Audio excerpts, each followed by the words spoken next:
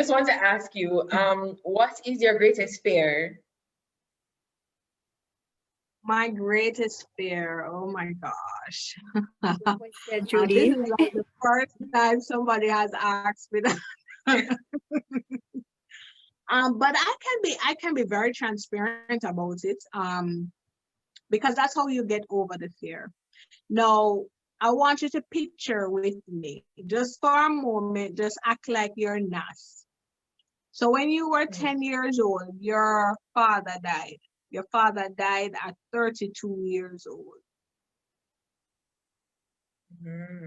When you were 15 years old, your mother died. Your mother was 38 years old. When you were about 16, 17 years old, your grandmother died. Your grandmother was 58 years old. My greatest fear is not being able to see my daughter's generation. And I don't think I've ever said that on any platform. But, you know, Wow. I can tell you that I trust that God is doing a new thing in my life. And I trust that what my parents were not able to see, He's going to bless me to see it. And that that what I'm going to be able to achieve in my life will compensate for what they missed. And that's the only thing, that's the only way I can put it, because you're making me all emotional now.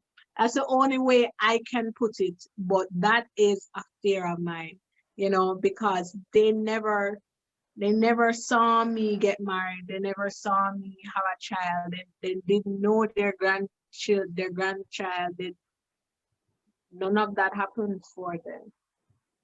And so I pray every day that He sustains me and He keeps me, that I am able to see what they did not experience. Judy. Wow. Oh, that is so touching. I mean, usually I hear fears like, you know what, not succeeding or something, but wow, this is truly touching, and I can understand. I'm not fearful of not succeeding, because I believe that success has different definitions. So in my own right, I am already successful. In your own right, Trudy, you are already successful. It's the same for you as well. You guys are already successful. You have created a platform to empower other people. So if you know the real definition of success, you're already a success. My fear is not fear of speaking. I'm not afraid of telling people my story, because that's that's what keeps me going. I'm definitely not afraid of poverty anymore, because I believe that I have surpassed that. And that's not my calling. I wasn't called to be poor. I can't help people and I don't have wealth. You know, so my fear is really triggered by my experiences. And so yeah. But I've never expressed that before. Oh, then we are grateful. We are grateful for that. And we want to say thank you for being vulnerable. We had planned on asking, all the questions, but we realized that, having God leading us into you just speaking from heart and being vulnerable. Your story, I know that once we share this video, I know that it's going to touch a lot of souls, because so many persons can identify with the position that you were in. So I know that, as you said before, there's somebody who is thinking, oh, this can work out based on how they're seeing their current situation. And just to hear what you have been through, I mean, it wasn't so back to back, but so much, it's such a great loss that you faced, but you were able to power through and use that inner strength with the help of God. So I know that this this story is going to touch so many lives. I mean, I haven't been through all of that, but I know that I am touched. I feel so inspired right now that I can empower anybody, and I hope that you would feel okay with me sharing about you, because I feel your story is so powerful. That's the whole point of it. Just before you go into the momentum orders and the morning charge, I also want to mention, since it may be that we're going to be touching quite a number of females, young ladies, I want to point this out also.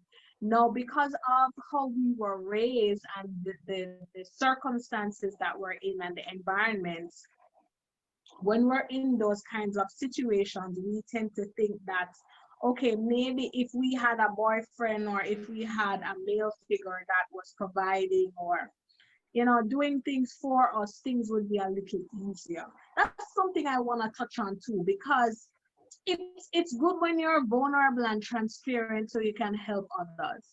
Now, I went through a period where I thought that having a partner would have made me feel better, but like, remember now, I lost my dad early, so I didn't know how to choose a partner to begin with.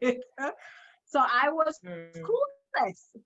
Now, too, I was so lonely and almost desperate for love. So I wasn't looking the right places. I didn't know what to look for. So you find that you have people who come into your life and they add on to the brokenness. So, you know, when the person came, the brokenness level was here. By the time they left, you're like right there in the stress. So, ladies, I want you to be very careful about what you look for, you know, what you think is attractive, because society feeds us with these things. So for instance, you will look at what a gentleman drives and how he dresses and what he wears. I'm imploring you to look at character. Look at how he treats people. How does he treat his mom? If you guys go out, how does he treat the waiter? You know, how does he talk about people? Make sure that he's respectful, because at the end of the day, you don't want to be around somebody who's gonna be walking around town and dragging your name through the mud. You know, that kind of thing. So you want to be careful the type of people you let in. And not everybody who comes in your life is an asset. Some are liabilities. And so when they walk through the door, they minus stuff, they minus your self-esteem, they minus everything just slash in half. And so you want to be very careful. Look at good characteristics, look at good traits. Those are far more important than everything else, that everything external. So I had to just put that in. I'm so sorry. You can go ahead now with the question. It's fine. It's totally fine. We have 2 minutes left. So, oh my gosh, I'm so sorry. yes, but this was one of our best interview ever. And so we're going to wrap up. How can persons reach out to you? Like, okay, yes. if you guys need me, I'm always on Instagram. You can send me a DM on Instagram. You can send me a message on Facebook, and they are all handles are Natassia Wright, NATASSIAWRIGHT, and the email address again is triplekb@hotmail.com. For those who want to book me for an event, you can call me at 860-0507. All right, guys. Thank you again for being here. Thank you. We're so grateful. And so we want to say bye. Bye.